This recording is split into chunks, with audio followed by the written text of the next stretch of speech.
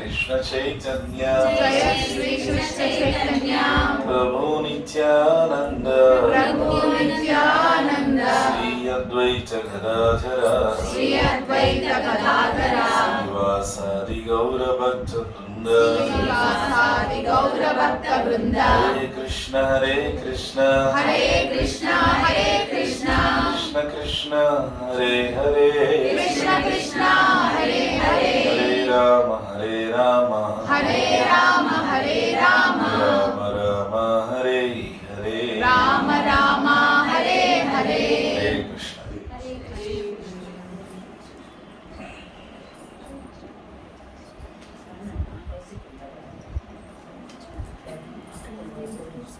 मात्रा स्पर्शस्तु कौन्तेय शीतोष्ण सुख दुःखद आगमापायिनो अनित्य తాం తితిక్షస్వ భారత. రాగానే అడిగా నీ పేరు తితిక్ష. మొత్తం భగవద్గీత అంతా కృష్ణుడు ఫోకస్ చేసింది ఈ అంశం గురించే. ఎందుకంటే ఈ తితిక్ష అనేటువంటి ఈ అంశం వల్లనే కృష్ణుడికి ఇష్టమైనటువంటి శరణాగతి అంశం వస్తుంది. అందుకనే భగవంతుడు ప్రాక్టికల్గా మాట్లాడాడు, ఆచరణాత్మకంగా మాట్లాడాడు. అర్జునుడు ఏమంటాడంటే, యుద్ధం చేయకపోతేనేమో వీళ్ళు అన్యాయం చేసి దౌర్జన్యం చేసి దగా చేసి మోసం చేసి రాజ్యం చేసుకున్నారు. అలానే యుద్ధం చేయాలని చెప్పి వస్తే ఏమో వీళ్ళంటే ఎవరో కాదు, వాళ్ళు మా వాళ్ళనే సంహరించి రుధిర ప్రదిగ్ధ అంటే రక్తం చేత తడిచినటువంటి ఆ సింహాసనం మీద మేము కూర్చోం. రుధిర ప్రదిగ్ధ గురువున హత్వాహి మహానుభావాన్ శ్రేయో భోక్తం లక్ష్యమపీహలోకి హత్వార్థ కామాస్తు గురుని హైవ గుంజీయ భోగన్ రుధిర ప్రదిగ్ధ. ఎవరైతే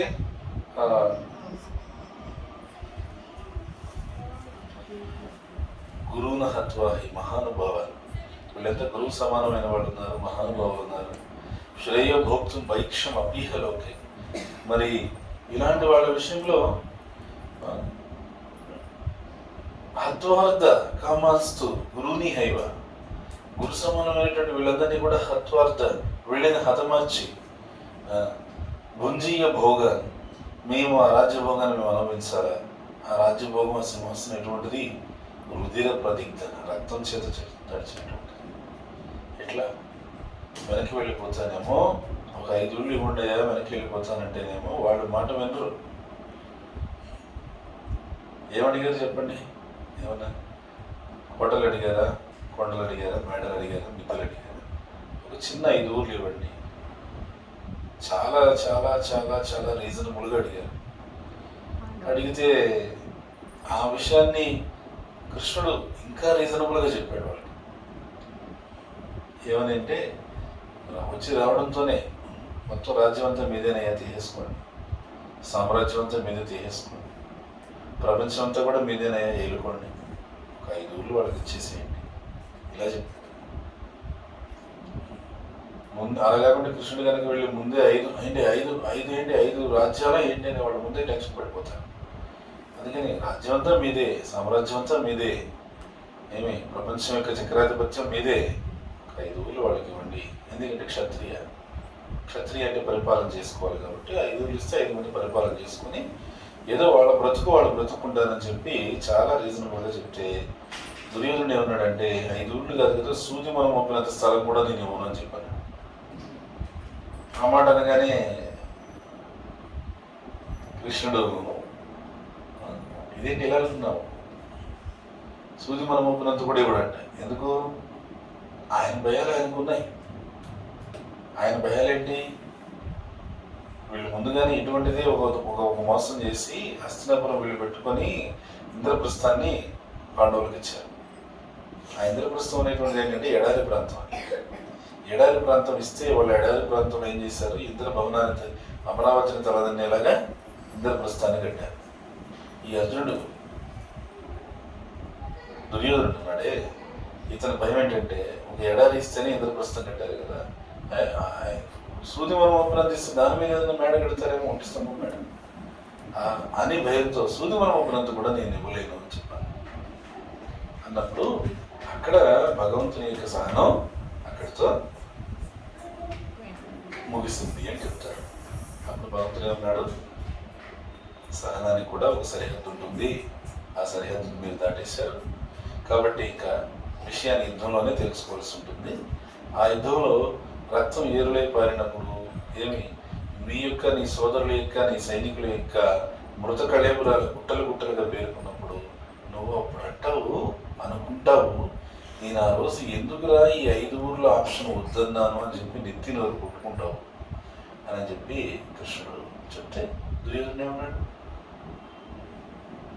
దాని తర్వాత విషయం, ముందు నువ్వు ఇప్పుడు ఈ సమాచారం అక్కడికి చేరేదానికి నువ్వు ఉండాలి కదా, నిన్ను ముందు అంతం చేయాలని మేము పథకం చేశాం అని చెప్పాను. అనేసి 10,000 మంది సైన్యం, 100 మంది కౌరవులు, ఒక కర్ణుడు, ఇంతమంది కలిసి ఆయన మీద దాడి చేశారు బంధించడానికి. సాధ్యమైందా? సాధ్యం కాలేదు. భగవంతుడు ఒకసారి విశ్వరూపం ప్రదర్శించారు. అది పూర్ణ విశ్వరూపం కాదు, అర్జునుడికి చూపించినటువంటి విశ్వరూపం కాదు, ఇది పాక్షిక విశ్వరూపం అంతే, జస్ట్ పాక్షికం. ఆ పాక్షిక విశ్వరూపానికి అందరూ పక్షపాతం వచ్చిన వాళ్ళకి పడిపోయారు. ఎక్కడో లేదు, ఎవరికి ఏం తెలియదు అనమాట, అచేతనంగా పడిపోయారు. ఇంకా చాలా ఇదే చాలు వీళ్ళకి, ఈ partial universal form is enough అని చెప్పి భగవంతుడు ఏం చేశాడు, బయలుదేరేశాడు. అక్కడ కూడా మనం చూడొచ్చు అనమాట, భగవంతుడికి ఏది ప్రీతికరమైంది, దుర్యోధనుడు అంట 10,000 వంటలు చేయించాడంట, 10,000 రకాల వెరైటీస్. మామూలుగా ఎక్కడన్నా పెళ్ళిళ్ళకు పబ్బాలకి వెళ్ళి చెప్పుకుంటూ ఉంటారు కదా, అతను 15-20 వెరైటీలు చేశారండి, వాళ్ళకి గ్రాండ్గా చేశారండి. 15-20కే మనం అట్లా అనుకుంటాం. ఏమి ఇంకెవరన్నా పెద్ద పెద్ద కోటేశ్వరులు అయితే ఏదో ఒక 100-200 అనుకున్నాం. 10,000 వెరైటీస్ చేశాడు దుర్యోధనుడు. అంత చేస్తే అంటే టు ది హైయెస్ట్, ఇంకెవరు కూడా అన్ని రకాల వెరైటీస్ చేసి విందుకు ఆహ్వానించలేరు ఇంకా అనేటువంటి విధంగా తయారు చేశాడు. చేస్తే భగవంతుడు ఏం చేశాడు, ఇన్ని వేల వెరైటీస్ నువ్వు తయారు చేసావు కదా, నేను ఈ వెరైటీలో ఎక్కడ లేని ఆహారం తీసుకొని అది నాకు ఇష్టం నీకు చూపిస్తాను అని చెప్పి ఆ వెరైటీస్లో ఎక్కడైనా అరటి తొక్క లేదు. ఆయన పెట్టిన 10,000 వెరైటీస్లో అరటి తొక్క ఎక్కడ లేదు. 10,001వ వెరైటీ తీసుకొని చూపించాడు కృష్ణుడు. ఏమనంటే నువ్వు 10,000 చేసినా 10,001 తీసుకునేది నేనంటూ తీసుకునేది వేరే ఉంది అని చూపించాడు.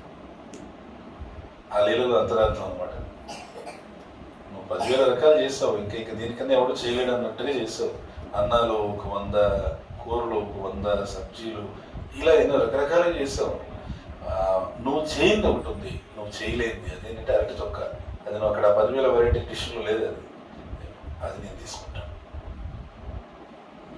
వాళ్ళు నువ్వు పెట్టుంటే పండ్ల వెరైటీస్లో అరటి పండు పెట్టుండొచ్చు, నువ్వు అరటి తొక్క సపరేట్గా పెట్టుండలేదు కదా. అవునా? అందుకే ఏం చెప్తారు, దుర్యోధనుడు వచ్చి 10,000 రకాల ప్రసాదాలు ఉన్నాయి, అంటే ప్రసాదం అంటాము, 10,000 రకాల యొక్క భోగ భక్తులు తయారు చేసినటువంటిది. ఆ భోగం అంతా చూసుకోవాలని చెప్పేసి అంటే కృష్ణుడు, నేను విదురుడికి వెళ్తానని ఇప్పటికే మాట ఇచ్చేసాను, అందువల్ల ఈసారికి నేను ఆయన దగ్గరికి వెళ్తాను. ఏమి నెక్స్ట్ టైం వచ్చినప్పుడు చూద్దాం, నెక్స్ట్ టైం నువ్వు ఉంటే కదా, నెక్స్ట్ టైం వచ్చినప్పుడు చూద్దాంలే అని చెప్పేసి వచ్చేసాడు. విదురుడింటికి రాగానే విదురుడు ఎంత ఆనందపడిపోయాడు. స్వామి వచ్చాడు కదా, స్వామి రాగానే గబగబా ఏం చేయాలి, ముందు పాదాలు కడగాలి. పాదాలు కడగడానికి గబగబా తీసుకొచ్చి పళ్ళెం పెట్టాడు, నీళ్లు తీసుకొచ్చాడు. నీళ్ళు తీసుకొచ్చిగానే ఆయనకి అనిపించింది అంటే ఈయన ఎవరైనా నారాయణ నీటి అందే శయనించేవాడు. ఈయన క్షీరసాగర్లో ఆ నీటి అందే శయనించేటువంటి వాడికి చెంబుడు నీళ్ళతో నేను పాదాలు కడుగుతున్నాను, ఇది ఉన్న పద్ధతిగా ఉందా అది అనేసి ఆయన వైపు చూసి, అడ్జస్ట్ అయిపో స్వామి, ఇది నారాయణ నీటి అన్నీ చేయించేవాడు. నీకు చెమ్ము నీళ్ళతో నేను నీకు ఆ పాదాలు గడుపుతున్నాను. అది అసలు సరిపోయే విషయమే కాదు, నువ్వు సర్దుకోవాల్సిన విషయం ఇది. సరిపోయేది కాదు, నువ్వు సర్దుపడవాలి అని. సరే అన్నాడు కృష్ణుడు. మళ్ళీ లోపల తీసుకెళ్ళిన తర్వాత కృష్ణుడికి ఆయన తన దగ్గర ఉన్నటువంటి చాలా సాధారణమైన జీవితం విదురుడు. ఆయన మంచం వేస్తే ఆ మంచం మీద కృష్ణుడు కూర్చోమని చెప్పగానే విదురుడికి అనిపించినట్ట, ఆదిశేషం పైన కూర్చునేవాడు ఈయన. ఆదిశేషం పైన కూర్చునేటువంటి ఈయనకి నేను వేసిన మంచం ఎక్కడ సరిపోతుంది ఇది అని చెప్పేసి మళ్ళీ అంతే కదా, ఆదిశేషం పాన్పు కదా ఆయనకి. అందుకని అన్నాను, నువ్వు ఆదిశేషుడి పైన శయనిస్తావు, అలాగే నా నొలక మనసు మీద నీకు అది ఏ మాత్రం కూడా సరిపోయినటువంటిది, సర్దుకోవాలి నువ్వే అని చెప్పేసి మళ్ళీ కూర్చోబెట్టిన తర్వాత మళ్ళీ ఆయనకి ఏమి ఇవ్వాలి అన్నప్పుడు, ఇప్పుడు భగవంతుడికి వైకుంఠ లోకంలో లక్షలాది లక్ష్మీదేవతలు సేవ చేస్తూ ఉంటారు. అవునా? చింతామణి ప్రకరస మసుకల్ప వృక్ష లక్ష వృతేషు సురభీర విపాలయంతం లక్ష్మీ సహస్రశత సంభ్రమ సేవ్యమానం గోవిందమాది పురుషం తమహం భజామి. భగవంతుడికి సేవ చేయడానికి లక్షల కొలది లక్ష్మీ దేవతలు ఆతృత ఎదురు చూస్తుంటారు కదా. అందుకని భగవంతుడికి ఏం ఆహారం పెట్టాలి, ఆయనకి ఏమి నైవేద్యం పెట్టాలి అనేటువంటి ఒక ఆలోచన వచ్చినప్పుడు విదురుడికి ఆయనకి అనిపించిందంట, లక్ష్మీదేవతలే ఈయనకి వంట చేస్తారే, అలాంటి వాళ్ళ ముందు నేనెంత, నా పవిత్రత ఎంత, నా యొక్క స్థాయి ఎంత, అందువల్ల భగవంతుడికి నేను వండిన ఆహారం పెట్టడానికి నాకు అంత పవిత్రత లేదేమో అని ఆయనకి అనిపించి సరే ఫలమన్నా ఇద్దాము, కుక్కుడు ఫుడ్ నేను పెట్టడానికి నాకు అంత ప్యూరిటీ లేదు, కానీ ఫలమన్నా ఇద్దాం భగవంతుడికి అని చెప్పేసి ఆయన ఏం చేశాడు, అరటిపండు తీసుకున్నాడు. అరటిపండు తీసుకొని అదే సౌకర్యంగా అన్ని పొలాల కన్నా కూడా, అందుకే చూడండి గుడికి వెళ్ళినప్పుడు ఖచ్చితంగా అరటిపండు పట్టుకెళ్తారు. ఏమి ఆ అరటిపండు తీసుకెళ్ళాడు. అది అరటిపండు తీసుకెళ్ళిన తర్వాత భగవంతునికి ముఖారవిందం చూస్తూ ఈయన చాలా చిన్నపుచ్చుకుంటున్నాడు విదురుడు. భగవంతుడికి అసలు ఎన్నెన్నో చేయాలి, ఎన్నెన్నో పెట్టాలి, అర్హత లేక నేను అరటిపండు సమర్పిస్తున్నాను, నేను దీనికి అసలు ఎటువంటి అర్హత లేనటువంటి వాడిని, కానీ భగవంతుడు వచ్చి నా ఇంటి దగ్గరికి వచ్చి పాదాలు కడిగేటువంటి అవకాశం నాకు ఇచ్చి, మళ్ళీ నేను ఇక్కడ భగవంతుడికి స్వయంగా ఆయన దగ్గర కూర్చుని ఆయనకి సేవ చేసేటువంటి అవకాశాన్ని నాకు ఇచ్చి, ఇదంతా ఎలా ఉందంటే విదురుడు పరిస్థితి ఒకసారి ఆయనకి ఏం అర్థం కాకుండా ఉందన్నమాట. అయోమయంగా ఉంది. ఏదో చేస్తున్నాడు కానీ ఏం చేస్తున్నాడు ఆయనకి కూడా తెలియదు. అవునా కదా, మనం మాట్లాడుకుంటాము.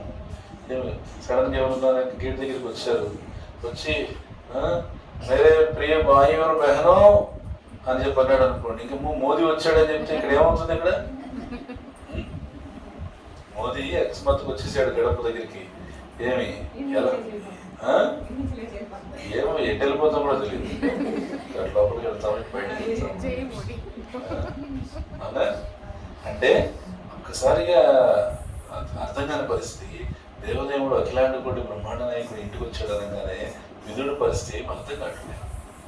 అర్థం కాక ఏం చేశాడంటే చక్కగా అరటి తొక్కవలసి పండు పారేసి తొక్కించి స్వామి తీసుకోండి అని చెప్పాడు. కృష్ణుడు వరది కన్ఫ్యూజన్ జరగకుండా ఏంటి వండి ఒకటే ఎవరున్నారు, తొక్క పారేసి పండిస్తారు, పండు పారేసి తొక్కించి తీసుకోమంటావు అనేసి కృష్ణుడు అడిగాడట. విధులా ఏమిస్తున్నావు నాకు, అరటిపండు స్వామి తీసుకోండి. ఓహో, ఇది నీ దృష్టిలో అరటిపండా, సరే నీ దృష్టిలో అరటిపండు అయితే నా దృష్టిలో కూడా అరటిపండి. ఆయన అయోమయ పరిస్థితిలో ఉండి తొక్క పారేసి పండిస్తున్నాను స్వామిని అనుకున్నాడు, కానీ అది రివర్స్ అయింది, పండు పారేసి తొక్క ఇచ్చాడు. అందుకని ఏమిస్తున్నాము అని చేసి కృష్ణుడు అడిగితే అరటిపండు ఇస్తున్నాను స్వామిని ఆప్యాయంగా చెప్తున్నాడు. ఇంకేం చెప్పాలి? కృష్ణుడు అనుకున్నాడు, ఓహో నీ దృష్టిలో అది అరటిపండు అయితే నా దృష్టిలో కూడా అది అరటిపండు ఇచ్చే అని చెప్పి తొక్క ఆప్యాయంగా తీసుకున్నాడు. అరటి తొక్కని ఆప్యాయంగా తీసుకున్నాడు. ఎవరైనా ఇంటికి అతిథిని పిలిచి చక్కగా ప్లేట్లో అరటి పండ్లన్నీ చక్కగా వలిసి డస్ట్బిన్లో పండ్లు వేసేసి తొక్కలు ప్లేట్లో పెట్టిస్తే ఏం పరిస్థితి? ఇంకోసారి అది వేరే ఆ తొక్కలు ఇస్తే ఇంకా ఇంకోసారి గడప తొక్కు కాదు. ఇంక అదే అదే అదే అదే లాస్ట్, అదే లాస్ట్. ఈ తొక్క ఇచ్చాడు తిప్పి పక్కవాడికి పక్కవాడికి పక్కవాడికి అందరికీ ఇక భగవద్గీత ప్రచారం కూడా అంత పాజిటివ్ గా జరగదు, అంత వేగంగా జరుగుతుంది. కానీ విదురుడు భగవంతుడికి అరటి తొక్క ఇస్తే భగవంతుడు ఎంతో ఆప్యాయంగా తీసుకున్నాడు. ఏంటి ఏంటి అక్కడ ఆ విదురుడి యొక్క ప్రేమ, విదురుడికి భగవంతుడి పట్ల ఉన్నటువంటి ప్రేమ ఏదైతే ఉందో ఆ ప్రేమ ఏం చేసిందంటే కృష్ణుడికి తీసుకోవయ్యా స్వామి, నీ భక్తుడికి అది అరటిపండు అంట. నీ భక్తుడి దృష్టిలో అరటిపండు అయితే నీ దృష్టిలో కూడా అరటిపండే తీసుకోవాలా? మరి తీసుకో. ఎవడు చెప్పుకున్నాడు భగవద్గీత నిన్ను? పత్రం పుష్పం ఫలం తోయం యో మే భక్త ప్రయచ్చతి తదహం భక్తి బహృతం అస్నామి ప్రియతాత్మనః. పత్రమైన పుష్పమైన జలమైన ఫలమైన ప్రీతి భక్తితో అర్పిస్తే నేను స్వీకరిస్తాను అని చెప్పేసి ప్రీతి అనే మాట 2 సార్లు ఉపయోగించావు కదా. అందులో ఎవడు చెప్పుకున్నాడు 2 సార్లు? ఇప్పుడు నువ్వు చెప్పేట ప్రీతి ప్రేమ అన్నావు కదా, ఆ ప్రేమ ఉంది అరటి తొక్కలో, అరటి పండులో లేదు, దర్శనంలోకి వెళ్ళిపోయింది. ఇప్పుడు అరటి తొక్కలో ప్రేమ ఉంది, తింటావా తినవా? శాస్త్రం ఆయనకు ప్రశ్నిస్తోంది, గీతాశాస్త్రం ఆయన ప్రశ్నిస్తుంది. ఆయన చెప్పిన మాటకి ఆయనకి పరీక్ష పెట్టింది. అందరికీ పరీక్ష పెట్టేటువంటి భగవంతుడికే పరీక్ష పెట్టింది. ఇంకేమన్నాడు? నోరు సరే కదా, ఇంకా తినాల్సింది. ఎందుకంటే అందులో ప్రీతి భక్తి ఉంది, అరటి తొక్కలో ఆ ప్రీతి భక్తి ఉంది. తీసుకునేసాడు ఆప్యాయం. ఇలాంటి దాన్ని బట్టి మనం అర్థం చేసుకోవాలి, భగవంతుడికి ప్రీతి భక్తితో అర్పిస్తే ఆయన ఎంత ఆప్యాయంగా స్వీకరిస్తాడు. అంటే ఇప్పుడు భగవద్గీత అనేది ఒక గ్రంథం కాబట్టి ఆ గ్రంథంలో కొంచెం ఇలాంటివన్నీ చెప్తే బాగోదు. ఇది మీరు ప్రీతి భక్తి చేస్తే నేను అరటి తొక్క కూడా తీసుకుంటాను, అరటి పండే కాదు అని చెప్పి బాగోదు అని అఫీషియల్గా చెప్పాడు ఆయన. కొంచెం పాలిష్గా పత్రం పుష్పం ఫలం జలం అనేసి. ఏమైనా జలమైన ఫలమైన, పత్రం కాదు, పుష్పం కాదు, జలం కాదు, ఫలం కాదు, ఫలం తొక్క ఇచ్చినా కూడా నేను తీసుకుంటాను అని చెప్పి బాగోదు. అందుకని చెప్పలేదు అంతే. అది అనఫిషియల్ అనమాట. ఏమి అనధికారికంగా ప్రీతి భక్తులు ఇస్తే అది కూడా తీసుకుంటాడు. అక్కడ దీనికి ఆచార్యులు ఎంతో ప్రీతితో పొంగిపోయి భగవంతుని ఎట్లా కీర్తించారంటే, దుర్యోధనకు భోగనకాయో రూకు సాగవి దురఘరకాయో, దుర్యోధనకు భోగనకాయో रूको सागवी दुरघरकायो, ऐसे प्रेम पुजारी राधे श्याम श्याम श्याम श्याम श्याम श्याम, ऐसे प्रेम पुजारी राधे श्याम श्याम श्याम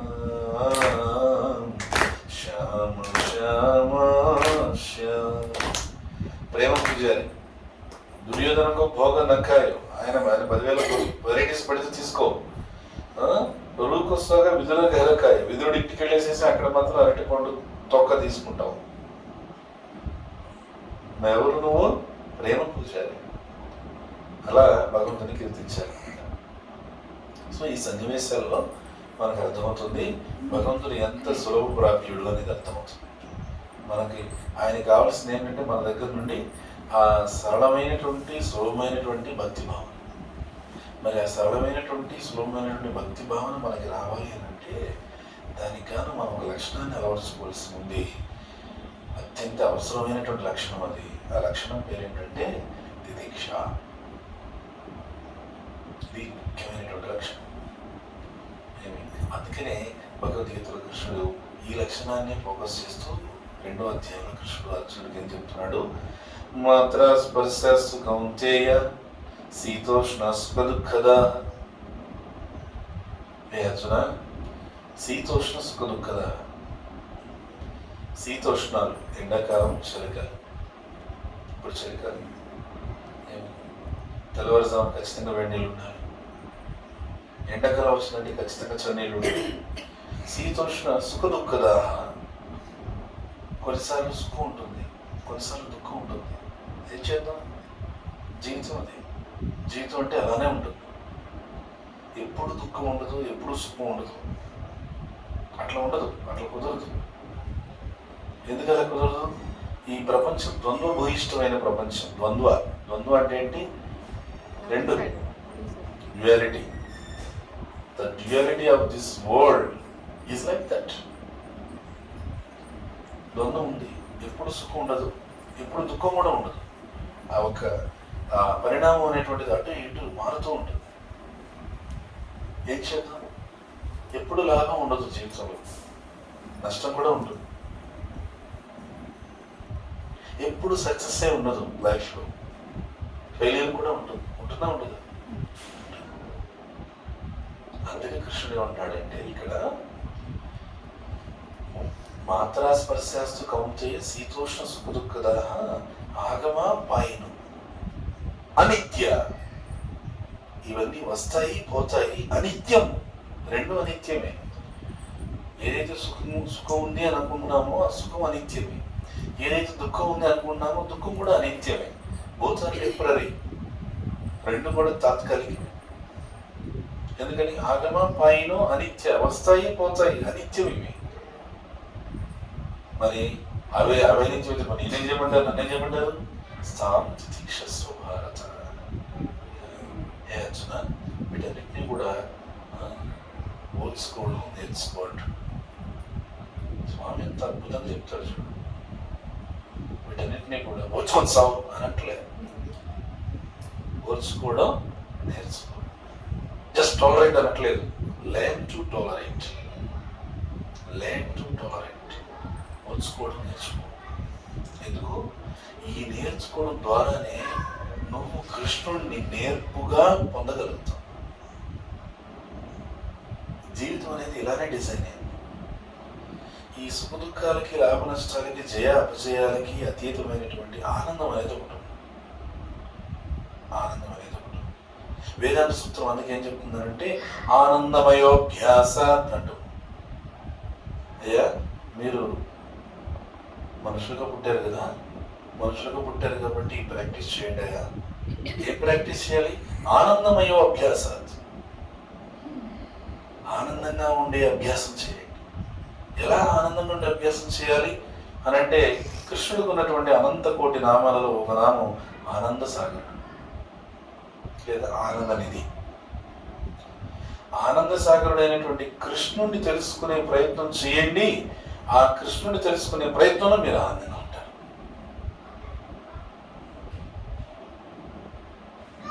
ఇది ఆనందానికి రూట్.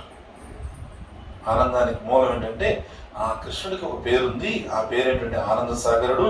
ఆ ఆనంద సాగరుడు అయినటువంటి కృష్ణుని తెలుసుకోవడానికి మీరు ప్రయత్నం చేయండి మానవ జన్మలో. ఎందుకంటే జంతు జన్మలో, పశుపక్షాదుల్లో, క్రిమికీటకాదుల్లో భగవంతుని తెలుసుకునేటువంటి అవకాశం ఉండదు. ఎందుకు ఉండదని అంటే, పొద్దున లెగిస్తే ఆహార నిద్ర భయమైదునంచా. పొద్దున లెగిస్తే ఆహారం ఎక్కడ, నిద్ర ఎక్కడ, సంతానోత్పత్తి ఎక్కడ, కొట్లాడుకోవటం ఎక్కడ, ఇదే సరిపోతుంది. భగవంతుని తెలుసుకునేటువంటి ఆ ఒక స్థితి కానీ, సమయం కానీ, స్థాయి కానీ ఏది ఉండదు. భగవంతుని గురించి అర్థం చేసుకునేటువంటి స్థాయి, ఆ కెపాసిటీ, ఆ సామర్థ్యం లేదు మిగతా జన్మలకి.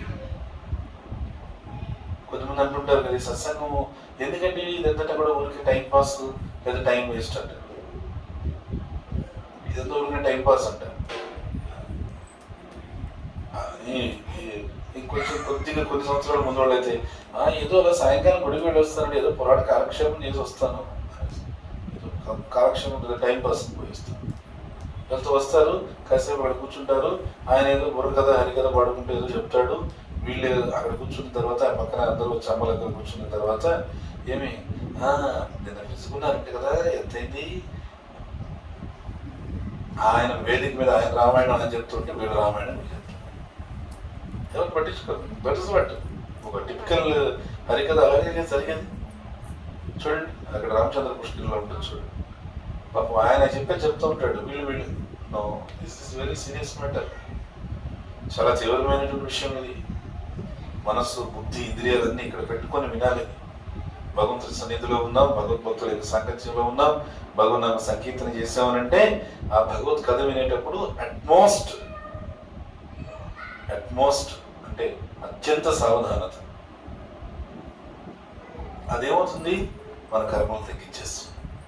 శ్రద్ధగా వినేటువంటి భాగవత శ్రవణం ఏం చేస్తుంది, ఎన్నెన్నో జన్మల్లో తెలిసి తెలియక చేసుకున్నటువంటి కర్మలన్నింటినీ కూడా తగ్గించేస్తుంది. ఈ కర్మలు తగ్గినప్పుడే మన తల మీద బరువు తగ్గిపోతుంది. పై కర్మ లేదు కానీ టన్నులు లోపల బరువు. అనేక విషయాల గురించి, అనేక సమస్యల గురించి, అనేక వేదనల గురించి చాలా ఉంది. ఆ బరువంతా తొలగిపోయే మార్గమే భగవంతుడు మనకిచ్చాడు. ఇది ఒకసారి మొదలైతే దీనిలో కనుక రహస్యం తెలుసుకోగలిగితే ఇది ఎలాంటిదో తెలుసా? ఈ ఆనందం సముద్రమంత ఆనందం. ఇది పట్టలేము అన్నమాట. పట్టరాని సంతోషం అంటారు చూసారా, పట్టరాని సంతోషం ఇది. కృష్ణ భక్తిలో, కృష్ణుడి సేవలో పట్టలేనంత ఆనందం. ఎంత పట్టలేని ఆనందం అంటే దాని గురించి చెప్తున్నారు చైతన్య మహాప్రభు. ఆనందాంబుది వర్ధనం ప్రతిపదం పూర్ణామృత స్వాదం. కృష్ణ భక్తి యొక్క రహస్యాన్ని కరెక్ట్గా అర్థం చేసుకున్నవాడు జీవితంలో సుఖాలు వస్తున్నా, దుఃఖాలు వస్తున్నా, లాభాలు వస్తున్నా, నష్టాలు వస్తున్నా, తన మాత్రము కృష్ణుడి సేవలో ఆనంద అంబుది వర్ధనం. ఇది ఒక అంబుది సముద్రం. అది ఎలాంటి సముద్రం అంటే వర్ధనం, పొంగిపోయే సముద్రం అనమాట. అంటే అంత ఆనందం అనుభవిస్తాడు. అంత ఆనందం అనుభవించడం వల్ల ఏమవుతుందంటే అతని జీవితం ఆ వచ్చే కష్టాలన్నీ చేమకుంటున్నట్టు అనిపిస్తుంది. ఏనుగంత సంతోషం ఉన్నప్పుడు చేమకుంటేంత బాగుంటే ఏముంది లెక్క? అది లెక్క కుక్క అనుకుంటుపోతాడు. ఏనుగు కూడా అట్లా అనుకుంటాడు. కుక్కలు అరిస్తే పట్టించుకో తన పట్టి తను పోతూ ఉంటాడు. అంతేగా ఏనుగు పోతూ ఉంటే అది సామెత కూడా ఉందన్నమాట. Dogs are barking, elephant moves on his own way. అలా ఈ భౌతిక ప్రపంచంలో సమస్యలు అనేటువంటి కుక్కలు అరుస్తూ ఉంటే ఏనుగు తన సంతోషంతో భగవద్భక్తుడు హ్యాపీగా వెళ్ళిపోతాడు. చక్కటి జీవిత ప్రయాణం చేస్తాడనమాట. సో అందుకని ఇక్కడ ఏం చెప్పారంటే కృష్ణుడు మాత్రా స్పర్శాస్త్ర కౌంతేయ శీతోష్ణ సుఖ దుఃఖద ఆగమ పాయిను అనిత్య స్థాంతితిక్షస్వ భారత. ఏ అర్జున, ఇవన్నీ కూడా వస్తూ ఉంటాయి, పోతూ ఉంటాయి, తాత్కాలికమైనటువంటివి. దుఃఖం ఎప్పుడు ఉండదండి. 10 మంది వచ్చి అడుగుతారు, నా జీవితంలో ఎప్పుడు దుఃఖమే ఉంది. నో, అది తాత్కాలికమని గుర్తించు, సత్యాన్ని గుర్తించు. ఇకనైనా పోనీ మాకన్నీ కంఫర్టబుల్ ఉన్నాయండి, మాకు చక్కగా మంచి ఉద్యోగం ఉంది, మంచి ఫ్యామిలీ ఉంది, మంచిగా జీతం వస్తూ ఉంది, చక్కగా వండుకుంటున్నాం, తింటున్నాం, నిద్రపోతున్నాం, మాకెందుకు భక్తి ఏదో ఎవరికో కష్టాలు ఉండే వాళ్ళకి వెళ్తారంట. Beware of distress. జాగ్రత్త, వెనకాల దుఃఖం వస్తూ ఉంది, జాగ్రత్త. మాకు ఎప్పుడు దుఃఖమేనండి, మాకు ఎప్పుడు ఇదే కష్టాలేనండి. అవేర్ ఆఫ్ హ్యాపీనెస్ అనుకోకండి, వస్తుంది. అప్రమత్తంగా ఉండండి, జాగరూకలు ఉండండి, సుఖం కూడా వస్తుంది. ఎప్పుడు మాకు సంతోషమేనండి, అన్ని మాకు బాగున్నాయి, జాగ్రత్త ఉంది, వెనకాల వస్తుంది. అది టప్ప వచ్చి కొట్టింది అనుకోండి, అప్పుడు వీళ్ళకి అంతే. చూడు, దేవుడు ఉంటే నాకు అన్ని కష్టాలు ఇచ్చాడు, దుఃఖాలు ఇచ్చాడు అని చెప్పేసి కంప్లైంట్లు అన్ని మాకు ఎట్టే మీద దోసేసి. చూడండి, వాళ్ళు బృందావనం వాళ్ళు ఈయన మీద కంప్లైంట్లు ఇచ్చి, బృందావనం బయట ఉండేటువంటి వాళ్ళు ఈయన మీద కంప్లైంట్లు ఇచ్చి ఏమైపోవాలి మా కిట్ట ఏమైపోవాలి. ఆయన ఏమంటాడు తెలుసా, బృందావనం ఉన్న వాళ్ళకేమో ఎవరిని ఎన్ని కంప్లైంట్లు ఇస్తారు, ఎవరిని లెక్కలేదు నాకు. అదే బయట వాళ్ళు ఈ కంప్లైంట్ ఇస్తే అర్థం చేసుకోండి, నేను కాదే అంటాడు. మన జీవితంలో వచ్చేటువంటి కష్ట నష్టాలకి he's not the cause, we are the cause. చేసుకున్నటువంటి కర్మానుసారంగా ముందు జన్మలో ఏ రకమైనటువంటి స్థితిగతుల్లో ఎటువంటి కర్మ చేశానో నేను తెలియదు, కానీ దాన్ని ఇప్పుడు అనుభవిస్తున్నాను. అయితే నేను కనుక డివోటీ అయితే నాకు కర్మ పరిహారం జరుగుతుంది. నేను డివోటీ కాకపోతే నా కర్మానుసారం జరుగుతుంది. ఎలా ఉండాలనేటువంటిది నీవే నిర్ణయించుకో. కర్మ అనుసారం అంటే ఏంటి, కర్మ పరిహారం అంటే ఏంటి?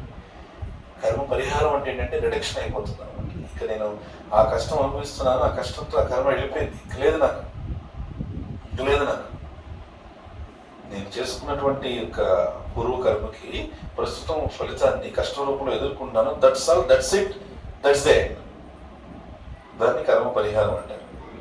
కర్మ అనుసారం అంటే ఏంటంటే గతంలో చేసుకున్నటువంటి పూర్వ కర్మకి ఇప్పుడు ఫలితం అనుభవిస్తున్నాను, ఈ అనుభవిస్తూ ఇప్పుడు కొత్త కర్మ చేస్తున్నాను, మళ్ళీ దీనికి బడ్జెట్ మళ్ళీ ఫామ్ అవుతాం. కర్మ అనుసారం.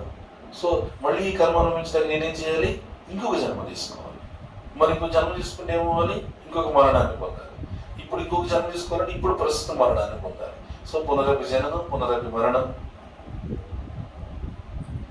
ఏక సంసారే బహుదుస్తారే, అలా అవుతుంది. అందుకని కర్మ పరిహారం వేరే, కర్మ అనుసారం వేరే.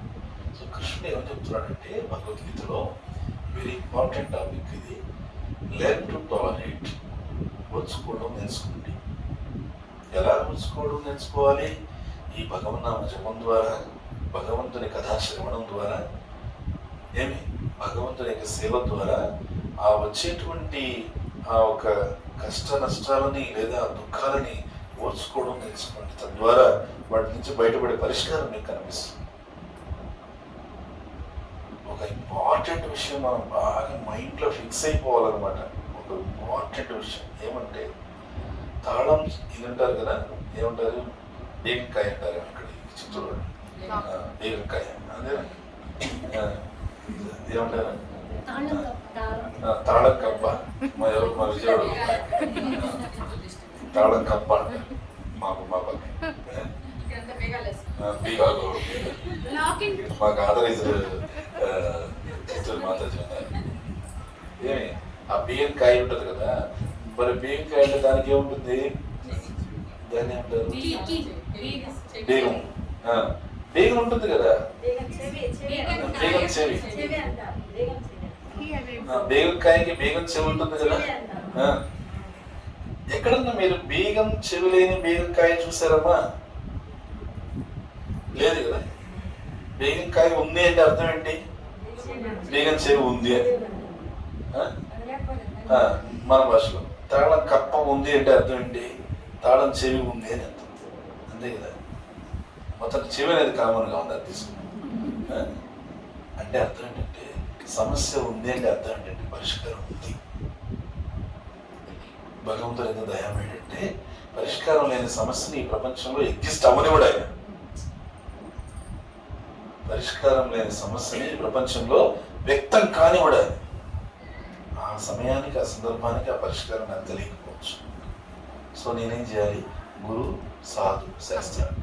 This is our triangle. మన త్రికోణం ఏంటంటే ఏ జీవితంలో ఏమొచ్చినా, సుఖమే కావచ్చు, దుఃఖమే కావచ్చు, ఏమొచ్చినా కానీ, ఏ సమస్య వచ్చినా కానీ గురువు, సాధు, శాస్త్రం, ఈ త్రికోణంలోకి వెళ్ళామనుకోండి కన్ఫర్మ్ అయిపోతుంది. అప్పుడు ఏమవుతుందంటే ఈ త్రికోణంలోకి వెళ్తే దుఃఖేషు స్వరం విఘ్నమన, దుఃఖం వస్తే దిగులు చెందం, సుఖేషు విగత స్పృహ, సుఖం వస్తే పొంగిపోం, దుఃఖం వస్తే కుంగిపోం, వీతరాగ భయక్రోధ, అనురాగము, భయము, క్రోధం, వీటన్నిటి నుంచి దూరంగా ఉంటాం. స్థిత ధీర్మునిరుచ్యతే. స్థిత ధీర్మునిరుచ్యతే అంటే ఒక ధీరుడుగా, ఒక స్థిత ప్రజ్ఞుడిగా స్థిరంగా ఉంటాం. ఇది ఈ విధంగా ఉండడానికి మనకు సహాయపడేది ఉంటాయంటే దీక్ష, లెర్న్ టు టాలరేట్. ఇప్పుడు ఎదురవుతున్న పరిస్థితిని ఓర్చుకోవడం నేర్చుకోండి. జీవితంలో చాలాసార్లు మనం ఏమనుకుంటామంటే ఫెయిల్యూర్ నన్ను డిస్టర్బ్ చేస్తుంది అనుకుంటాం, మర్చిపోతాం సక్సెస్ కూడా డిస్టర్బ్ చేస్తుంది ఈక్వల్గా. ఎందుకనంటే ఆ సక్సెస్ ఏం చేస్తుంటే మన కళ్ళని ఇక్కడ పెట్టదు అనమాట, ఇక్కడ పెడుతుంది. ఏమి ఆ కళ్ళు నెత్తికెక్కినాయా అంటారు కదా, అదే అనమాట సక్సెస్. ఫెయిల్యూర్ ఏం చేస్తుందంటే కళ్ళని ఇక్కడ పెట్టదు, అవి అధికారులకు ఎక్కడికి వెళ్ళిపోతాం, బాగా డీలా పడిపోతుంది. ఇది భగవద్గీత జ్ఞానం. భగవంతుడు నిజంగా ఎంత దయమాడో చూడండి. తల్లి కన్నా తండ్రి కన్నా దయమాడాయన. ఆ జ్ఞానంతో మనం నడిపించేస్తాడు. ఆ జ్ఞానంతో మనం నడిపించేస్తాడు. ఎంత ఎంత ఎంత డీలా పడిపోయినటువంటి, నిరుత్సాహపడిపోయినటువంటి స్థితిలో నుంచి కూడా మళ్ళీ మనల్ని పైకి తీసుకొస్తాడు. అందుకని ఆ ఒక్క లక్షణాన్ని గురించి భగవంతుడు హైలైట్ చేస్తూ తితిక్షస్సు భారత అన్నాడు. ఇది భగవద్గీత నుంచి. ఈ లక్షణాన్ని భాగవతం నుంచి చూద్దాం. భాగవతంలో సాధువుకి 6 లక్షణాలు ఖచ్చితంగా ఉండాలి. అవి సాధువుకి భూషణ అంటే ఆర్నమెంట్, అలంకారం, ఒక అలంకారం లాంటివి సాధువుకి అనేసి ఒక 6 లక్షణాలు చెప్పారు. ఇక్కడ సాధువు అని అంటే అర్థం ఏంటంటే కాషాయం వేసుకున్నాను నేను కాదు. సాధువు అంటే డివోటి, భగవద్భక్తుడికి కావాల్సిన 6 లక్షణాలు. ఏమిటి 6 లక్షణాలు అంటే ఫస్ట్ది తితిక్ష, సహనం అనేటువంటిది ఉండాలి. వేదంలో అందుకే ఈ మంత్రం ఉండేది. ఏ మంత్రం అది? సహనావతు సహనౌ పునక్తు సహ వీర్యం కరవావహై. అలా కొనసాగుతుంది. నాకు పెద్దగా తెలియదు ఈ మంత్రం. మా పంతులు కౌంతే యజ్ఞంలో చెప్తూ ఉంటాడు. అప్పుడు అట్లా అంటే వేదం అది ఎంత పర్టికులర్గా చెప్తుంది. ఎందుకంటే ఇది ఉంటేనే జీవితం ముందుకు సాగుతుంది. ఇది లేకపోతే ఆ ఎదురైనటువంటి కష్టాన్ని, ఎదురైనటువంటి దుఃఖాన్ని చూసి అక్కడే స్టక్ అయిపోతారు. ముందుకెళ్ళలేదు ఇప్పుడు కదా. ముందుకు వెళ్ళాలనంటే ఈ సహనంతో దాన్ని ఓర్చుకొని ముందుకు వెళ్ళిపోవాలి. గాయమైంది అని దాన్నే చూసుకుంటే ఎట్లబ్బా? ముందుకెళ్తుంటే తగ్గిపోతుంది. అది ఏం ఆగదు, ఏం కాదు. అలా తితిక్ష అనేటువంటిది ఫస్ట్ భక్తుడికి కావాల్సిన లక్షణం. నెక్స్ట్ తితిక్ష కారుణిక, కంపాషన్, కరుణ అనేటువంటిది ఉండాలి. మీరు ఈ లక్షణాలు ఒకసారి మీరు మన సంస్థాపకాచార్య ప్రభుపాదుల వారిలో చూడండి, ఎంత గొప్పగా ఉంటాయో. మంచి ప్రభుపాద ఫోటో పెట్టు. నెక్స్ట్ టైం కల్లా పెట్టాను. అంటే నాకు ఏదైనా చెప్పేటప్పుడు నాకు నేను మనం ఎట్లా పోయినా కానీ టాపిక్ ప్రభుపాద దగ్గరికి వెళ్ళిపోతుంది. ఎందుకంటే ఉప్పు అక్కడి నుంచి తినేది, ఉప్పు నుంచి పప్పు వరకు మొత్తం అంతే ఆయన దగ్గర నుంచి. అందువల్ల ఏంటంటే ఆయన ఒకసారి మనం చూసుకోవాలి. మహానుభావుడు మనకి ఇచ్చాడు, భిక్ష పెట్టాడు. కృష్ణ చైతన్య భిక్ష పెట్టాడు. ఎవరు పెడతారు? జయపదక స్వామి కీర్తన రాశారు ప్రభుపాదుల వారి మీద.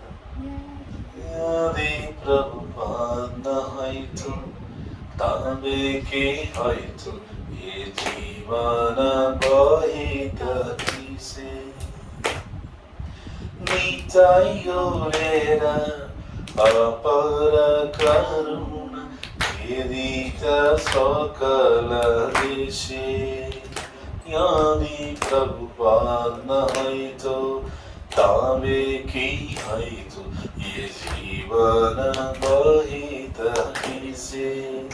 ప్రభుపాదుల వారే లేకపోయింటే ఈ జీవితం ఎవరిచ్చారు మనకి? నితాయి గౌరేర అపార కరుణ ఖేదీత సకల దేశే. ఈ దేశాలన్నిటికీ, ప్రపంచ దేశాలన్నిటికీ ఆ నిత్యానంద ప్రభు, చైతన్య మహాప్రభు యొక్క అపారమైనటువంటి కరుణ ఎవరు పంచుండేవాళ్ళు? అందుకని కరుణ. ప్రభుపాదుల వారికి సహనం అనే మాట వస్తే ఎంత ఓపిక అంటే, పాశ్చాత్య దేశాలకు వెళ్ళినప్పుడు వాళ్ళకి ఏం తెలియదు. వాళ్ళంతా గొర్రెల్లాగా ఏం తెలియదు వాళ్ళకి. సన్యాసికి ఎట్లా గౌరవించాలో కూడా తెలియదు వాళ్ళకి.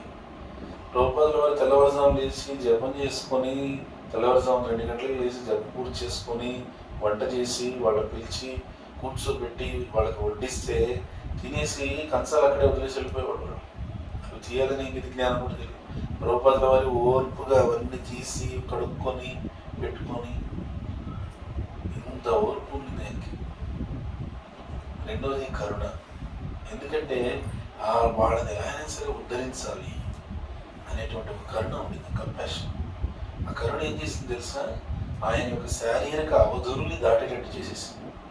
శారీరక అవధి ఎంత అంటే లిమిట్ 70 సంవత్సరాలు. 70 సంవత్సరాల్లో ఒక సముద్రాన్ని దాటే ప్రయత్నం, సాహసం ఎవరు చేయరు. ఎందుకంటే ఉప్పు గాలి కదా, ఉప్పు గాలి చాలా కష్టం, చాలా కష్టం ఉప్పు గాలి. మా వాళ్ళని అండమాన్ ప్రచారం అని చెప్పి పంపించాం. వాళ్ళు ఏం చేశారంటే ఫ్లైట్లో పోకుండా ఓడలో ఒకసారి పోయి చూస్తామని చెప్పేసి ఉత్సాహంగా ఇక్కడ ఓడ ఎక్కారు చెన్నై. అండమానికి వచ్చేసరికి పాప అవతల భక్తులు చాలా హడావుడిగా అంబులెన్స్ తీసుకొని వచ్చేసారు. 3 రోజులు వాడ నుంచి ఢిల్లీ లోపల అండమాన్కి వెళ్ళేసరికి వాళ్ళు అంబులెన్స్తో వచ్చేసారు. ఎందుకు? ఈ సముద్రపు గాలికి అయిపోయింది. సీ సిక్నెస్ అంట, సీ సిక్నెస్. అట్లాంటిది అది వినగానే నేను అనుకున్నాను, ఇలా అంటే ప్రభుపాదుల వారు 2 నెలలు ప్రయాణం చేశారు. ఆయన గారు ఇక్కడి నుంచి బోస్టన్కి, కలకత్తా నుంచి బోస్టన్కి అంటే 2 నెలల ప్రయాణం ఎట్లా చేశారు సముద్రం? అది కూడా రవాణా నౌక, వీళ్ళన్నా ఎక్కింది ప్రయాణికుల నౌక, అది రవాణా నౌక, కార్గో షిప్. అందులో అసలు కనీస సౌకర్యాలు కూడా కష్టం. ఎలా చేశారు ఆయన? కరుణ. వాళ్ళని ఎలా అయినా కాపాడాలనే కరుణ ప్రయాణం చేసేటట్టుగా ఆ సౌకర్యాన్ని తీసుకునేట్టుగా చేసి తితిక్ష కారుణిక. భక్తుడికి కరుణ ఉండాలంట. ఏమని? నేనెవరో కరుణ చూపించడం వల్ల నేను ఈరోజు భక్తులకు వచ్చి నా దుఃఖాలని, నా కష్టాన్ని నేను ఓర్చుకొని ముందుకు వెళ్ళగలిగే ధైర్యం నాకు వచ్చింది. సో నేను ఇంకొకరికి కరుణ చూపించి కృష్ణుడి దగ్గరికి తీసుకొస్తే అది నేను నిజంగా కృష్ణుడి యొక్క మనస్సును అర్థం చేసుకున్నట్టు అని భావిస్తాను. కృష్ణుడు మనస్సును అర్థం చేసుకున్నట్టు. నేను భక్తులకు వచ్చాను, నేను రోజు హాయిగా ప్రసాదం తీసుకుంటున్నాను, నైవేద్యం పెట్టుకొని నాకు కావాల్సిన వెరైటీ, రోజులు హాయిగా గడిచిపోతున్నాయి, నాకు ఇల్లు అంతా హాయిగా గడిచిపోతుంది అని అంటే ఆ కరుణ అనేటువంటి ఎలిమెంట్ మిస్ అవుతుంది అంటారు. కరుణ అంటే ఏంటి? నీలాగా ఇంకా జీవితం తీసుకురా. ఇంకెంతమంది అక్కడ బద్ధజీవులు బాధపడుతున్నారు, వాళ్ళ సంగతి ఏమి? ఎంతోమంది తలుపు బయట ఉన్నారు కదా, వాళ్ళ తలుపు లోపలికి తీసుకురండి అనేసి కరుణ. 3వది తితిక్ష కారుణిక సుహృద సర్వదేహిన. సర్వదేహాల పట్ల అంటే సర్వజీవుల పట్ల కూడా స్నేహభావం కలిగి ఉండాలి. ప్రభుపాదుల వారు ఈ స్నేహభావంతోనే అమెరికా వాళ్ళని జయించారు. ఈ సుహృద సర్వదేహి ఆయన అందరి పట్ల కూడా స్నేహభావం కలిగి ఉన్నారు. అక్కడ తెల్లవారు నల్లవారు అని అమెరికాలో చాలా వైషమ్యం, జాతి వైషమ్యం ఉంది. అలాంటి చోట్ల కూడా ఆయన తెల్లవారు నల్లవారిని అందరినీ కూడా కలుపుకోగలిగారు. అక్కడ చాలా గొడవలు దాని గురించి.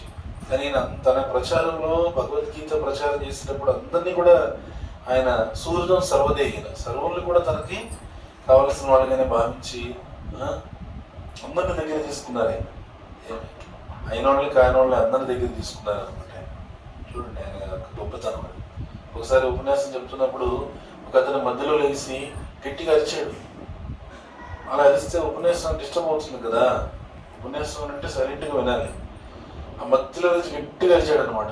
స్వామీజీ, I want to become God, I want to become God అని గట్టిగా అరిచాడు. నేను భగవంతుని అయిపోవాలి, నేను భగవంతుని అయిపోవాలి.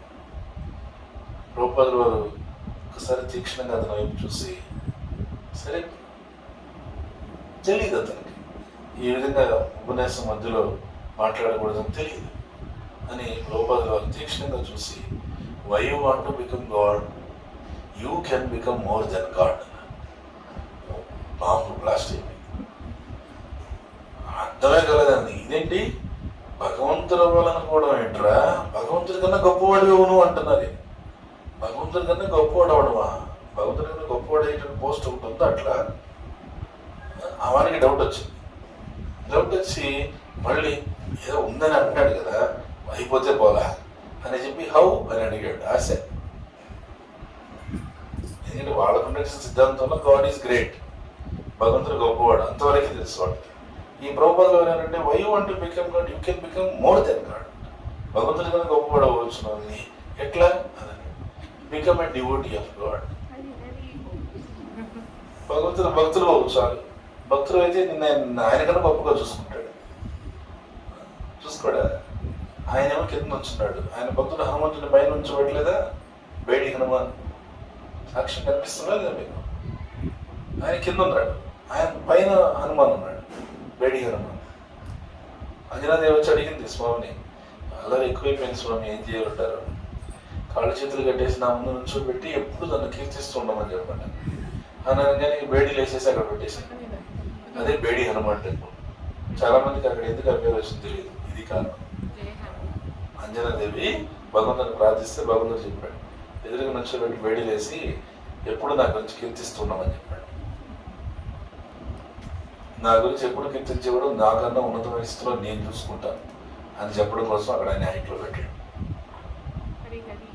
అంటే గొప్పే కదా, తనకన్నా గొప్పగా చూసుకుంటాడు కదా. జగన్నాథ స్వామి ఆలయము 110 అడుగులు ఎత్తు, కానీ లింగరాజ స్వామి ఆలయం 117 అడుగులు ఎత్తు. పరమ వైష్ణవానం యథాశంభు, పరమ వైష్ణవుడైనటువంటి శివుడు యొక్క ఆలయం 117 అడుగులు ఎత్తు. జగన్నాథ స్వామి ఆలయం పూరిలో 110.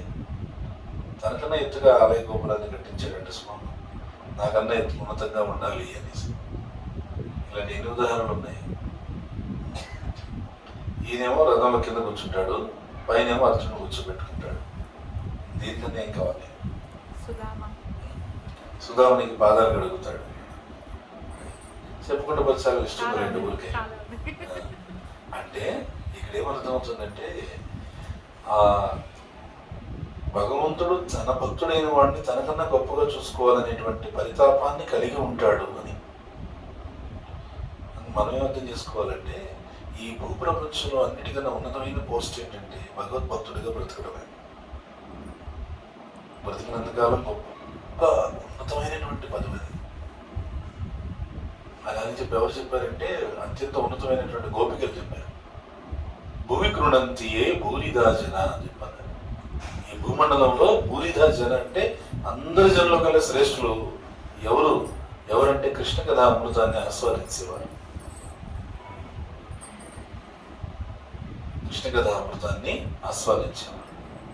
తవ కథామృతం తప్త జీవనం కవి విరీడితం కల్మషాపహం శ్రవణమంగళం శ్రీమదాతతం భువి గృణంతి భూరిదా జనా.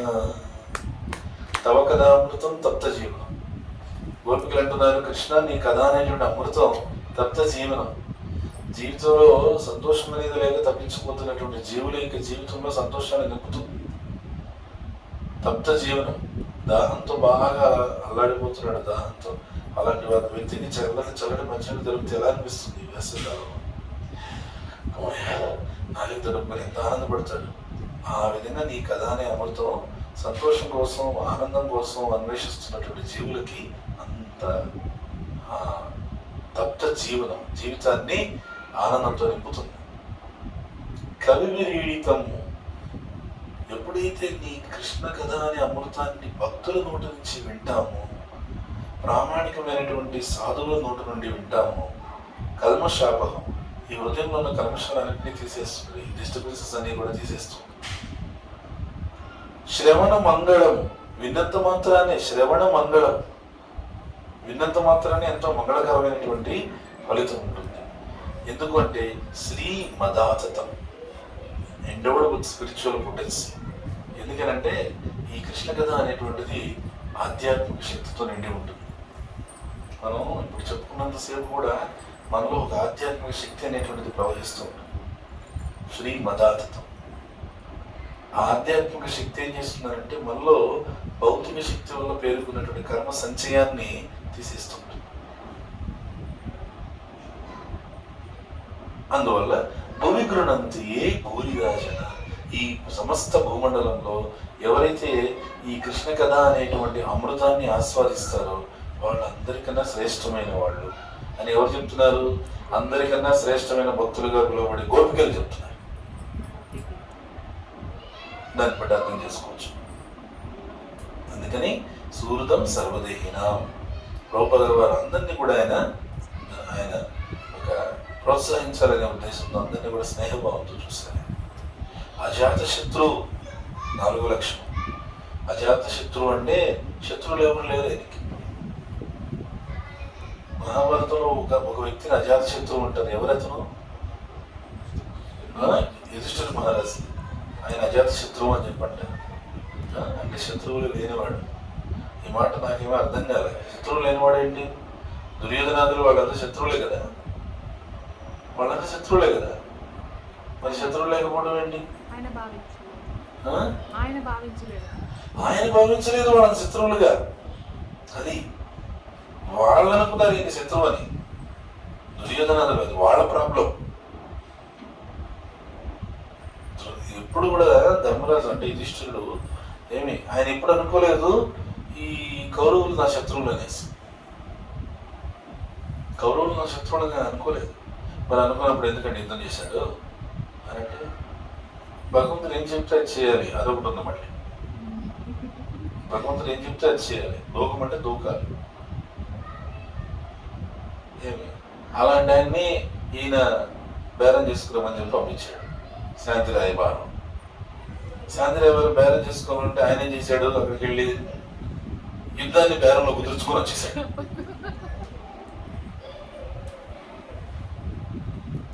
యుద్ధం జరగాలనేది కృష్ణుడి సంకల్పం. అది ఈ భక్తులు ఎవరుకుంటున్నాడంటే ధర్మరాజు యుద్ధం జరగకుండా శాంతితోనే పోతుందిలే అని చెప్పేసి మాకేదో 5 ఊర్లు ఇవ్వండి, మేము మా పాటికి మేము ప్రశాంతంగా ఉంటాము అనేసి. కృష్ణుడు నువ్వు ప్రశాంతంగా ఉంటే నాకు ప్రశాంతం ఎక్కడ వస్తుంది? నా లెక్కలు వేరే ఉన్నాయి. అంతే కదా, నా లెక్కలు వేరే ఉన్నాయి. అవును కదా. ఆ పాటలో బాగా చాలా బాగా చెప్పాడు. కరోనా టైం కరోనా నీకొక లెక్క, నీ లెక్కలు నీకు ఉన్నాయి. ఆయన లెక్కలు ఆయనకు ఉన్నాయి. అందుకని ఈయన కురుక్షేత్రం మీద ఆయనకి ఒక లెక్కలు ఉన్నాయి కొన్ని. ఈయన శాంతి రాయబారం అన్నాడు. కృష్ణుడు అనుకున్నాడు శాంతి రాయబారమా చెప్తా వెళ్ళి మొత్తం యుద్ధం ఫిక్స్ చేసుకొని రాకపోతాడు అని చెప్పి వెళ్ళాడు. ఎందుకంటే ఈయనకి తెలుసు వాళ్ళ యొక్క బుద్ధులు ఏంటది. వాళ్ళ బుద్ధులు ఏంటని తెలుసు. వాళ్ళదంతా రసగుణం తమోగుణంతో కామయేష క్రోధయేష రజోగుణ సముద్భవ మహాశనం మహాపాప విద్యేన మిహ వైరిణం. వాళ్ళు మహాపాపాత్మకు తెలిసి అందుకని అక్కడికి వెళ్ళి మరి శాంతి వ్యాపారం కోసం అంటే కృష్ణుడు కావాలేదు కాదు, ఆయన కోసం భక్తుల కోసం వెళ్ళాడు. భక్తుల కోసం వెళ్ళాడు. ఆ యుధిష్ఠిర మహారాజు కోరాడని వెళ్ళాడు. ఎందుకని యుధిష్ఠిర మహారాజు కోరాడని వెళ్ళాడు చెప్పండి? యుధిష్ఠిర మహారాజుకి ఈ పేరు ఉంది కాబట్టి వెళ్ళాల్సి వచ్చిందంట. This is the reason. ఈ అజాత శత్రువు అని పేరు ఉంది కదా, ఆ పేరును సార్థకం చేయడం కోసం కృష్ణుడు వెళ్ళాడంట. నాకెవరు శత్రువులు లేరు, నేను వారిని శత్రువులుగా భావించలేదు, కాబట్టి వాళ్ళు కోరుకునే రాజ్యాన్ని తీసుకోవాలనే ఉద్దేశం నాకు లేదు, నాకు చిన్న 5 ఊర్లు ఇస్తే చాలు అనేటువంటి స్థాయిలో ఈయన ఉన్నాడు అనే విషయాన్ని లోకానికి చెప్పడం కోసం. ఈయన అజాత శత్రువు అంటే ఈయన ఆయన శత్రువులుగా భావించడం లేదు, వాళ్ళే ఈయన శత్రువుగా భావిస్తున్నారు, ప్రాబ్లం వాళ్ళది అనే ఈ విషయాన్ని ప్రపంచానికి తెలియజేయడం కోసం కేవలం తన భక్తుడైనటువంటి ఈ ధర్మరాజు యొక్క కోరికను నెరవేర్చడం కోసమే శాంతి రాయబారం కోసం వెళ్ళాడు. కానీ కృష్ణుడు ఆయన ఉద్దేశం అసలు ఆయనకి వెళ్ళాలని లేదు. అట్లా ఆయనకి అలా వెళ్ళాలని లేదు అసలు. ఎందుకు లేదు? వాళ్ళని చాలా హింస పెట్టేశారు. హింస పెట్టిన దగ్గరికి మళ్ళీ ఏంటి కాంప్రమైజ్ అవ్వడానికి పోయేది. ఆయనకి ఉద్దేశం లేదు. కానీ ఆయనకి అజాత శత్రువు అనే బిరుదుంది కదా, ఆ బిరుదుని నిజం చేయాలి కదా, అంటే ఆయనకి ఆ టైటిల్ పోకూడదు కదా, అందుకని పోయాడు. అక్కడ వాళ్ళ బుద్ధులకి బయటపడేసరికి అక్కడే వాళ్ళ బుద్ధుల ద్వారానే నిర్ణయం చెప్పాల్సి వచ్చేసింది. ఎందుకు కృష్ణుడిని పట్టుకోవాలని ప్రయత్నించడం, చంపాలని ప్రయత్నించడం ఒకటి, తర్వాత సూదివనం మోపినంత కూడా మేము ఇవ్వమని చెప్పడం ఒకటి, వీటన్నిటి వల్ల ఏమైంది, ఈ యుద్ధం అనివార్యం అనేటువంటి విషయాన్ని అక్కడ నిర్ణయం తీసుకునేసి వచ్చాడు. వచ్చి మళ్ళీ ఇక్కడ ఏం తెలియని ఉండదు. మొన్నట్టే నేను అడిగాను 5 ఊర్లు సూదివనం మోపినంత కూడా ఇవ్వనని చెప్పాడు, ఇది పద్ధతి కాదు అన్నాను అని దానికి నన్ను చంపడానికి ప్రయత్నించాడు. ఏ యుధిష్ఠిరా, ధర్మరాజా, ఈ ధర్మమేనా? శాంతి దూతని అంటే రాయబారానికి వెళ్ళిన వాడిని చంపవచ్చునా? రాయబారానికి వెళ్ళిన వాడిని చంపవచ్చునా? మన చంపడానికి ప్రయత్నించారు. ఎంత మిస్టేక్ అది, చిన్న మిస్టేక్ కాదు. హనుమంతుడు వచ్చినప్పుడు హనుమంతుడు చంపాలని రావణాసుడు చెప్తాడు, చంపేయండి అనేసి. కానీ ఈయనేమంటాడు దానికి? విభీషణుడు ఏమంటాడు?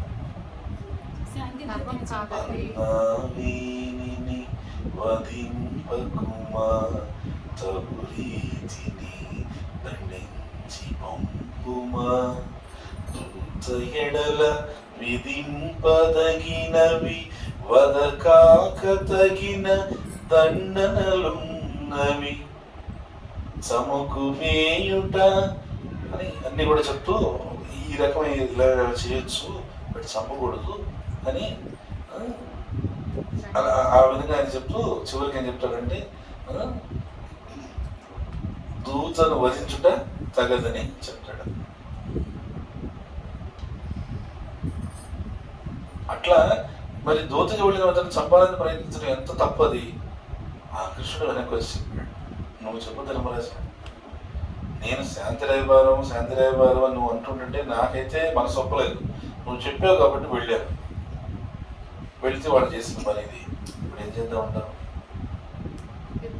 అనేది. అప్పుడు అజాత శత్రువులు ఏం చేశాడంటే, నాకు వాళ్ళ పట్ల శత్రుత్వం లేదు, వాళ్ళు ఏదో కోరుకుంటారు కాబట్టి నేను చేస్తాను అని చెప్పి ఆ ఒక్క ముక్కు కోసం కష్టపడ్డాడు. మిగతా నలుగురు దూకడానికి రెడీగా ఉన్నారు. అర్జునుడు, భీముడు, నకులుడు, సహదేవుడు, వాళ్ళతో ప్రాబ్లం లేదు. ఈయనతో, ఈయన అజాత శత్రువు కదా, అది ఈయన్ని ఒప్పించాలి. అందుకని అప్పుడు ఏమన్నాడు ధర్మరాజు, సరే నాకైతే వాళ్ళ శత్రువులు కాదు, నాకైతే వాళ్ళతో యుద్ధం చేయాలని కూడా లేదు, వాళ్ళు అనేవాళ్ళు ఎవరంటే వాళ్ళందరూ ధర్మరాజు అనేమో మనం పాండవదూత పెరుమాళ్ ప్రభు, పాండవదూత పెరుమాళ్ కలిసి వెళ్దాం, ఒక రోజు కలిసి వెళ్దాం అందరం. పాండవదూత పెరుమాళ్ ఇదే శాంతిరాయవారి కోసం పెరుమాళకి ఒక గుడి ఉంది, చాలా బాగుంటుంది.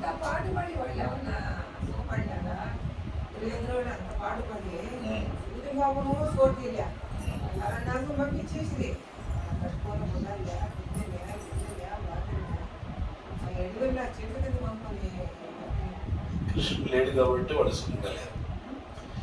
వాళ్ళ దగ్గర అన్నీ ఉన్నాయి, రాజ్యం ఉంది, అన్నీ ఉన్నాయి, సైనికులు, మంది మార్పులు అన్నీ ఉన్నాయి. కృష్ణుడు లేడు వాళ్ళ దగ్గర. కృష్ణుడు లేకుండా అన్నీ ఉన్నా మనం సుఖంగా ఉండలేము అనే విషయాన్ని కౌరవులు నిరూపించారు. ఏమీ లేకపోయినా కృష్ణుడు ఒకడు మనతో ఉంటే మనం సంతోషంగా ఉండగలమనే విషయాన్ని పాండవులు నిరూపించారు. సరిపోయింది. కృష్ణుడు లేడు అక్కడ, కృష్ణుడు లేడు కాబట్టి ఎప్పుడు టెన్షన్తోనే ఉన్నారు, డబ్బు ఉన్న టెన్షన్తోనే ఉన్నారు. ఇక్కడ కృష్ణుడు ఉన్నాడు కాబట్టి ఏమి లేకపోయినా వాడు ప్రశాంతంగా. సో ఈ విధంగా అజాత శత్రువు దుర్యోధనుడిని ధర్మరాజు శత్రువు అనుకోలేదు, కానీ దుర్యోధనుడే ధర్మరాజు శత్రువు అనుకున్నాడు కాబట్టి ఈయనకి అజాత శత్రువు అని టైటిల్. సో భక్తులు కూడా ఎవరిని శత్రువు అనుకోరు, ఎవరిని శత్రువుగా భావించారు.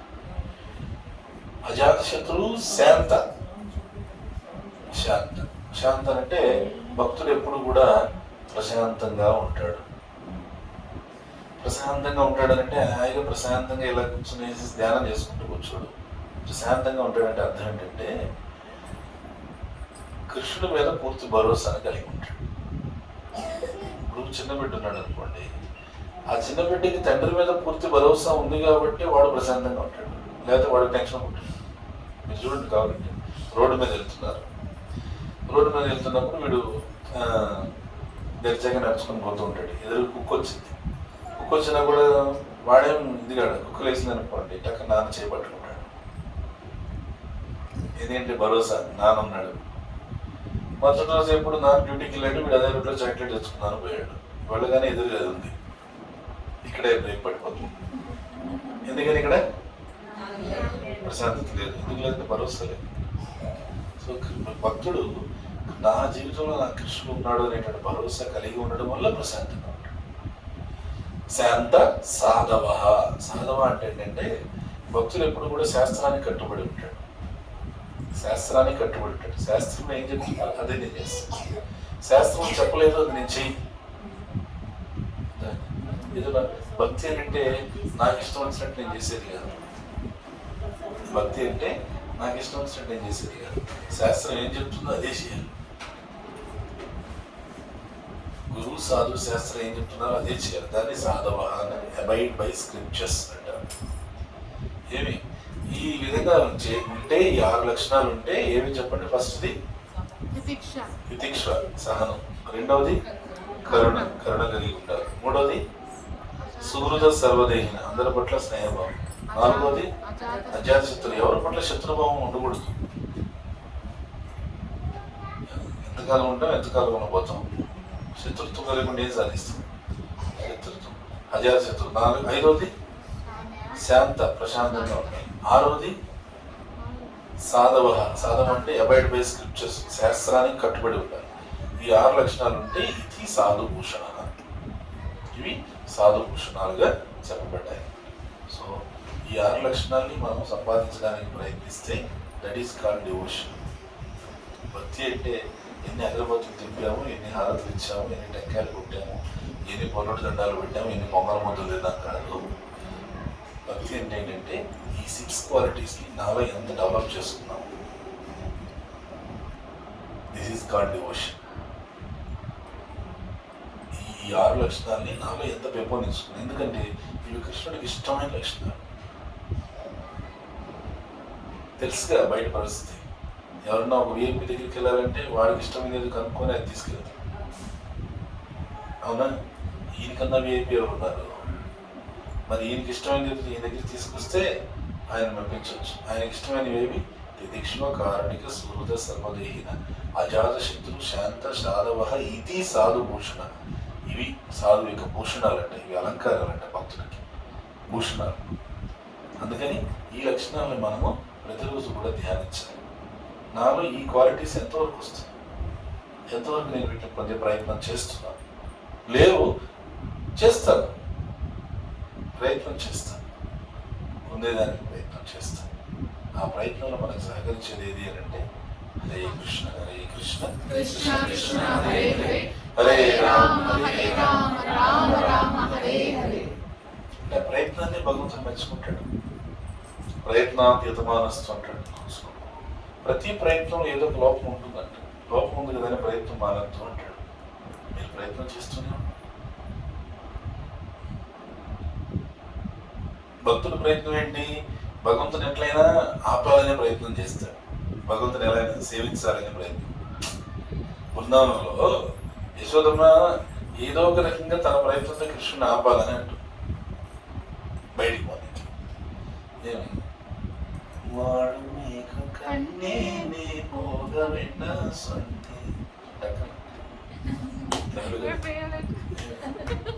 చెప్తుంది. కన్నా బయటికి పోవద్దని చెప్తున్నాను రా విను అంటుంది. ఈయన పోగమెందు తాయే తడైసొలాదనియే. అమ్మా నువ్వు అట్లా మాట్లాడద్దు, నేను బయటికి పోయే తీరాలి. ఆమె బయటికి పోవద్దని, నేనే బయటికి పోయే తీరాలి. వాళ్ళ సంభాషణ ఎంతవరకు జరిగింది ఏమిటి అనేటువంటిది ఎదురు చూస్తుండండి వచ్చే సాయంకాలం. హరే కృష్ణ. శ్రీ శ్రీ రాధా గోవింద భగవానికి రూపానికి జై గౌర్ ప్రేమానందే. భగవంతునికి ముందు ఒక చిన్న యజ్ఞం చేద్దామా? ఏం యజ్ఞం చేద్దాం? జప యజ్ఞం చేద్దాం. సంగీత యజ్ఞం ముందు చేస్తాం. జప యజ్ఞం. కృష్ణుడు భగవద్గీత పదార్థం ఏం చెప్తున్నాడు? యజ్ఞానం జప యజ్ఞోస్మి. యజ్ఞానంలో జప యజ్ఞం నేను అంటున్నాడు. సో జప యజ్ఞం చేద్దాం. జై శ్రీకృష్ణ.